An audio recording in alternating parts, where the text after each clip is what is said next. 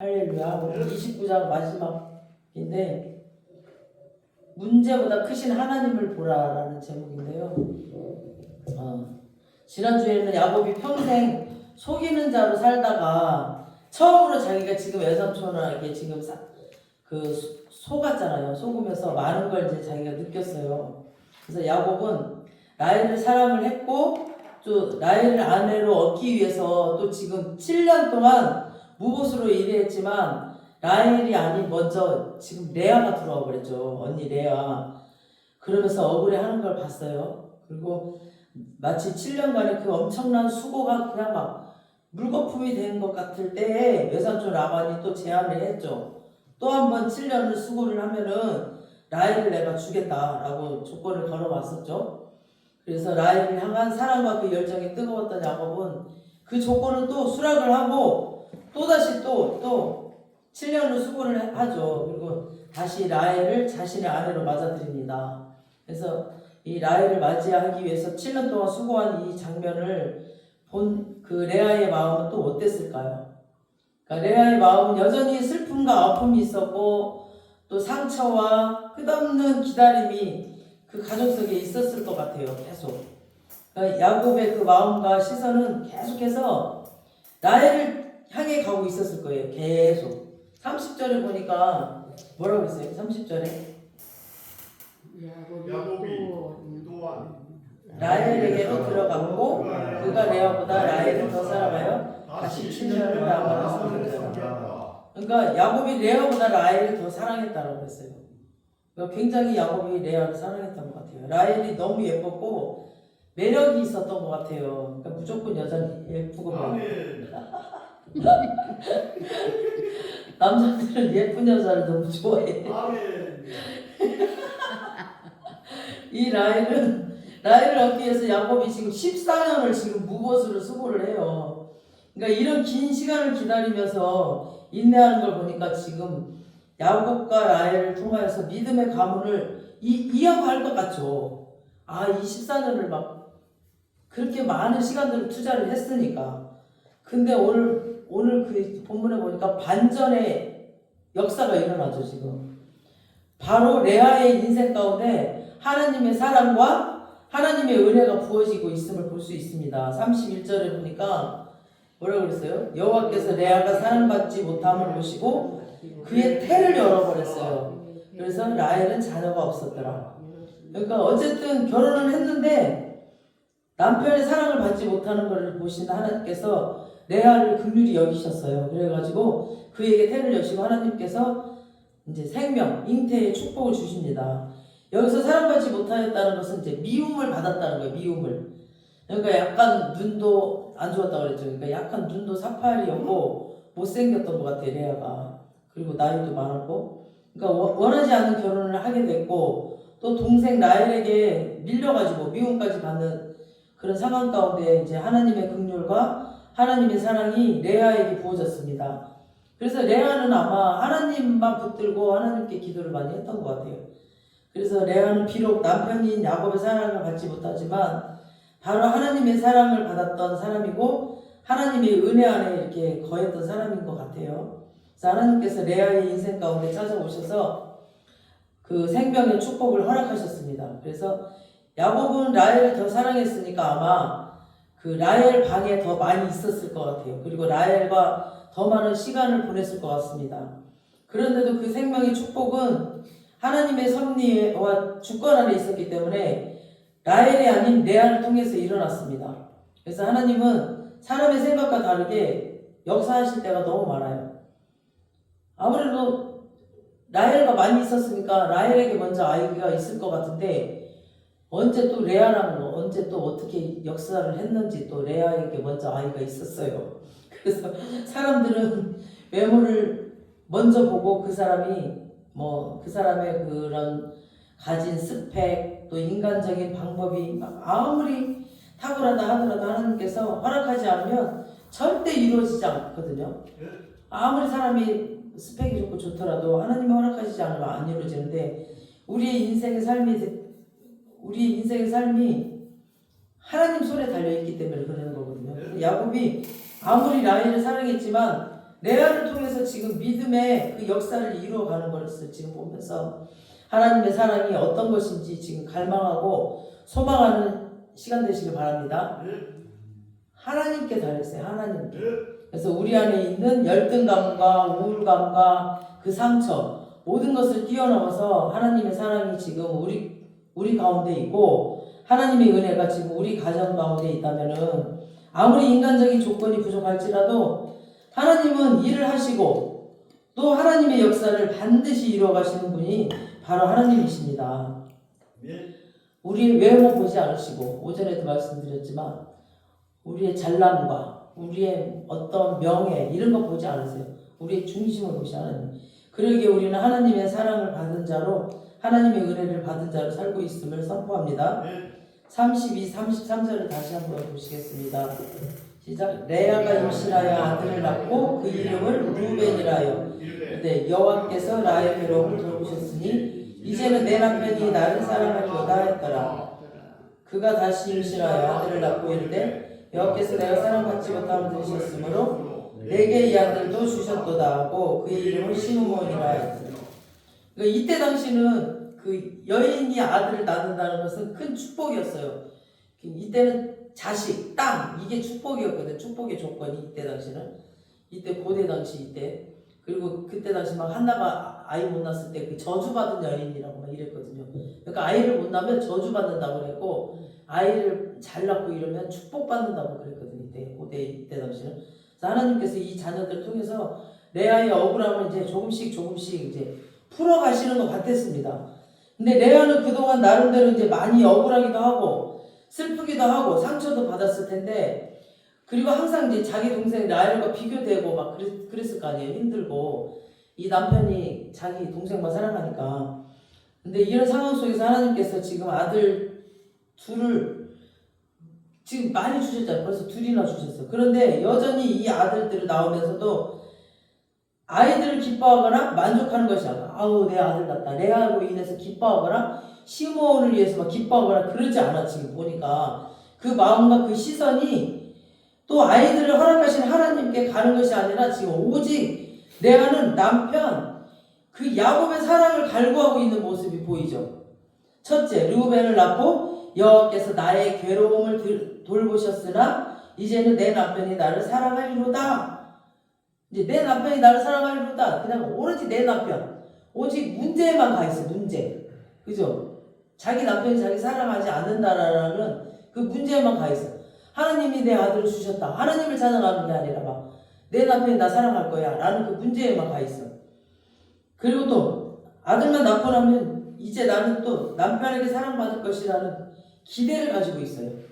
아, 나 아들 낳고 나면 또 남편이 나 사랑하겠지? 그냥 오로지 그 문제, 자기가 사랑받지 못한다는 그 문제, 누구나 문제가 있잖아요. 이 레아는 남편의 사랑을 받지 못한다는 그 갈급함. 그 사마리아 여인도 남편이 5 있고 6째가 있는데도 남편에 대한 갈급함 때문에 목마르다 그랬잖아요. 목말라. 계속. 그러니까 예수님을 그 우물가에서 만났는데도 네가 남편에게 말하라 그랬더니 지금 남편이 없다고 그래. 자기가 남편하고 살고 있는데. 그러니까 계속 남편이 있어도 목마른 거야. 남편에 대한 사랑이 갈급하기 때문에. 계속. 그러니까 너무너무 갈급한 거예요. 이 남편에 대한 사랑. 그 문제가 해결되지 않은 거예요. 지금 이 레아가. 하나님으로 인해 채워져야 되는데 어떤 사람은 돈일 수도 있고 어떤 사람은 자존심일 수도 있고 각가지가 다 있거든요. 그게 채워져야 돼. 하나님으로. 근데 이 레아가 채워지지가 않았어요. 지금 남편의 사랑이. 하나님이 자식을 통해서 이렇게 그 사랑을 채워줬는데도 아직 상처가 치유되지 않았어요. 두 번째, 지금 시므온을 낳는데 또 내가 사랑받지 못함을 들으시고 아들을 주셨도다. 계속 자기가 사랑받지 못하는 남편의 사랑을 지금 자녀를 낳고 나서도 계속 고백하고 있어요. 아까 제가 오전에 얘기했죠. 그 결핵 걸렸던 1번 그 목사님. 그분은 자기의 그 결핵을 놓고 기도하지 않고 계속 중보기도 했다 그랬잖아요. 그거로 인해서 아시아를 살리고 살렸다 그랬다니까. 자기 문제를 뚫고 나가야 되는데 자기 문제만 계속 자기 눈앞에 있는 문제만 기도하다 보면 그 문제에 빠져가지고 주저앉게 돼요. 근데 그 문제를 넘어서 다른 걸 기도하잖아요. 그러면 이 문제는 해결돼 버려요, 이미. 그러니까 내 문제에 집중하다 보면은 내 문제에 주저앉고 이 문제가 나한테 더 크게 다가와요. 그러니까 이 내 문제 내버려 둬버리고 이 결핵에 걸렸는데 이 문제 어차피 걸렸잖아. 걸려서 어차피 잠 못 자니까 이 사람은 이 문제 내버려 두고 계속 중보 기도하다 보니까 너 결핵이 언제 나와버렸어. 그리고 중보 기도를 계속 하다 보니까 중국하고 하다 보니까 뭐 자기 일본 나라를 살리고 이랬잖아요. 이 목사님이. 그러니까 내 문제를 돌파하게 돼버린단 말이에요. 그러니까 문제에 집중하지 말고 하나님께 집중하다 보면 내 문제 다 해결이 돼버려요. 그래서 기도 응답 받는 비결은 문제에 집중하지 마세요. 하나님께 집중하고 그 하나님의 일에 집중하다 보면 문제 다 해결돼 버려요. 그게 이기는 방법이에요. 이 레아가 지금 그걸 못하고 있는 거예요. 지금 계속 자기 사랑받지 못하는 거예요. 하나님께서 레아에게 다른 방법을 지금 응답해 주셨잖아요. 아이를 사랑하라고, 남편 대신에 아이를 사랑하라고. 근데 거기에 대한 감사는 바라보지 않고 지금 자기가 바라는 현재 주어진 상황 가운데 부족한 것만 지금 계속 구하고 있는 레아의 모습을 보는 거예요. 지금 보이죠? 그러나 하나님께서는 레아의 기도를 들으시고 또 계속 응답해 주셔요. 하나님께서는. 그래도 혼내지 않으셔요. 우리 하나님은 어찌나 마음이 넓으신지 계속 혼내지 않으시고 계속 그 사랑이 채워질 때까지 또 주님은 또 베푸세요. 우리 34, 35절 보시겠습니다. 시작. 그가 또 임신하여 아들을 낳고 이르되 내가 그에게 새 아들을 낳았으니 내 남편이 지금부터 나와 연합하리로다 하고 그의 이름을 레이라였으며 그가 또 임신하여 아들을 낳고 이르되 내가 이제는 여호와를 찬송하리로다 하고 이로 말미암아 그가 그의 이름을 유다라였고 그의 출산이 멈추었더라. 아멘. 그러니까 인간적인 생각으로 어느 정도 이제 시간이 지나면은 레아도 지금 2명 정도 아이를 낳을 때 라헬도 아이가 이제 한두 명 있어야 되지 않을까 생각을 하는데 하나님이 계획하신 일은 사람이 절대 바꿀 수가 있는 일이 아니거든요. 없어. 라헬의 아이가 지금 이 레아가 4명 낳을 때까지 없어요. 아이가. 그러니까 하나님의 이 주권이 라헬에게 임할 것 같은데 우리 인간적인 생각도 있지만 셋째, 넷째도 이 레아를 통해서 하나님의 역사를 이루어가요. 라헬을 통해서 이루어갈 것 같은데 레아를 통해서 이렇게 레아에게 이 셋째 레이를 출산하는 은혜를 주셨는데 레이를 낳고 나서 또 이렇게 고백을 합니다. 나에게 새 아들을 주셨으니 내 남편이 지금부터 나와 연합하리로다. 또 그래. 그러니까 셋째까지 낳고서도 여전히 야곱의 그 사랑을 원하고 나와 함께 연합할 것을 원하는 이 레아의 그 안타까운 모습을 봅니다. 그러니까 여전히 하나님을 바라보기보다는 지금 계속되는 남편의 그 사랑을 구하고 지금 남편에게 사랑받지 못하는 그 상처가 이 고백 가운데 지금 있다라는 것을 알 수가 있습니다. 그래서 계속해서 하나님의 일방적인 은혜와 사랑이 부어지니까 넷째 유다가 약속의 자손으로 나오게 됩니다. 넷째 유다가 약속의 자손 다윗의 자손에서 나중에 유다를 통해서 예수 그리스도가 나오잖아요. 약속의 자손. 그래서 하나님께서 나의 마음과 고통과 그의 아픔을 아시고 유다의 출생을 통해서 이제 레아는 다른 고백을 하죠. 내가 이제는 여호와를 찬송하리로다. 이제야 깨달았어요. 이제야. 그래서 이때 여호와를 찬송하리로다 라고 이때 이제 바른 고백을 해요. 그러고 나니까 주님이 이제 너의 그 사랑이 채워졌구나. 네가 상처가 끝났구나 하고 출산이 이때 멈췄어요. 그러니까 넷째 유다를 낳고 나서 이제 하나님께로 그 시선을 돌렸어요. 그리고 하나님께서 자기 삶 가운데 이루신 놀라운 일들을 고백하고 찬송하는 레아의 모습을 볼 수가 있었죠. 그래서 레아가 첫째 르우벤에서부터 넷째 유다를 낳기까지의 고백을 잘 보시면은 첫째, 둘째, 셋째 계속해서 자신이 부족한 것, 자신이 가지고 싶은 것에 집중하고 있지만 넷째를 낳고 나서야 결국 나의 삶 가운데 이루시는 하나님의 그 놀라운 역사를 찬양하고 있는 것을 볼 수 있습니다. 우리도 혹시 레아처럼 이렇게 살지 않았나 한번 뒤돌아보는 시간이었으면 좋겠습니다. 하나님께서 전혀 예상하지 못했고 더 좋은 것으로 우리에게 주셨는데 우리는 지금 내가 가지고 싶은 것만 집착해서 지금 기도하고 있지 않나. 계속 내가 가지고 싶은 것만 기도하고 또 하고 있을 수 있어요. 그래서 내가 지금 하나님께서 나에게 주신 걸 한번 세워보세요. 나에게 주신 축복들을 한 가지 두 가지 이렇게 하나 둘 셋 넷 이렇게 감사를. 그래서 제가 어쨌든 우리 기도할 때 감사 10가지 감사기도 하세요. 제가 이렇게 시킬 때도 있거든요. 그러니까 한 가지 두 가지 10가지를 한번 세워보세요. 감사를. 그럼 감사가 10가지 세워봤는데 막 진짜 수없이 많이 나와요. 그러다 보면 그 감사가 넘쳐나거든요. 감사를 할 때 감사가 더 터져요. 그리고 감사할 일이 더 생겨요. 이렇게 감사할 때 감사할 일이 더 막 나오거든요. 그러니까 어떤 분이 자기 남편을 봤을 때 감사할 게 전혀 없더래요.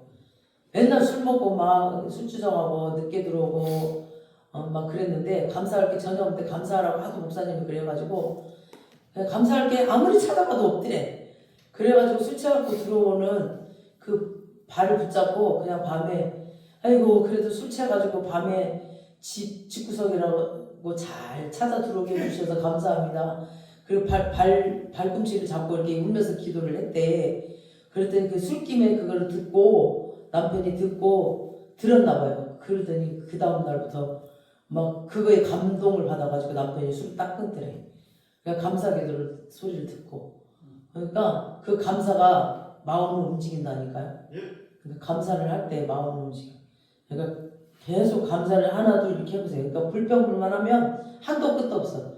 그리고 불평불만하면 그게 내 얼굴에 찌그러뜨리게 만들어요. 그 얼굴을 딱 보면 알아. 얼굴 딱 보면 저 사람 맨날 불평불만하는구나. 아, 저 사람은 감사를 맨날 하고 있구나. 얼굴에 다 쓰여져 있어요. 어떤 사람 맨날 짜증을 내는구나. 막 얼굴에 다 쓰여져 있어. 그래서 감사한 사람 보면 얼굴이 빛나요. 빛나.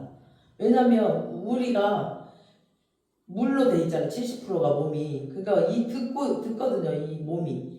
그러니까 막 이 몸이 듣고 찬양을 해요. 우리가 감사를 하면 막 즐거워하거든요. 근데 막 찌그러뜨리고 막 듣기 싫은 소리 들으면 얘가 막 몸이 찌그러져. 얘네들이 뇌에서 벌써 전달을 한다니까 이렇게. 야 본부에서 듣기 싫단다. 죽고 싶단다. 막 이러면은 얘들이 막 움직여요. 막 얘네 세포들이. 그래서 우리가 계속 감사.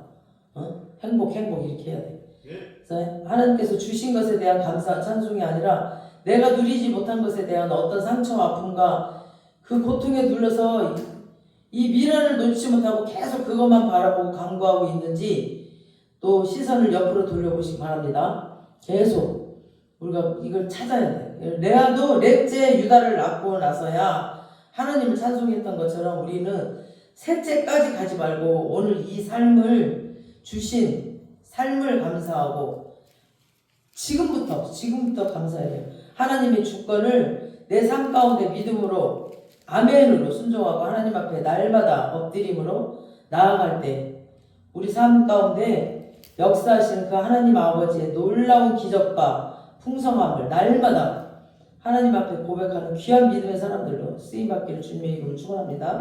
아멘. 제가 그랬잖아요. 큰 그릇을 준비해야 하나님이 거기다 채워주신다고. 작은 그릇 준비하면 그만큼밖에 안 채워주신다고.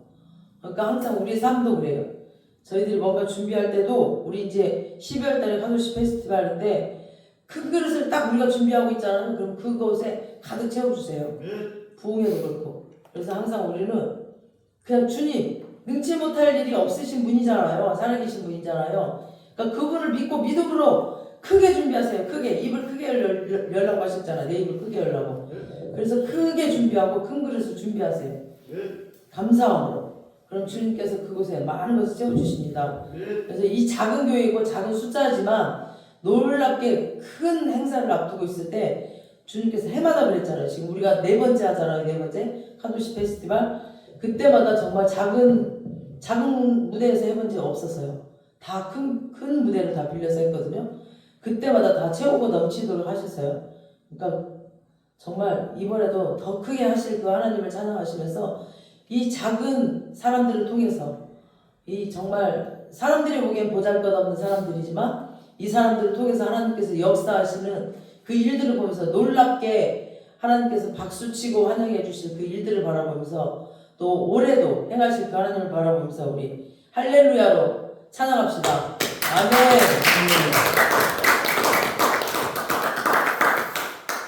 하나님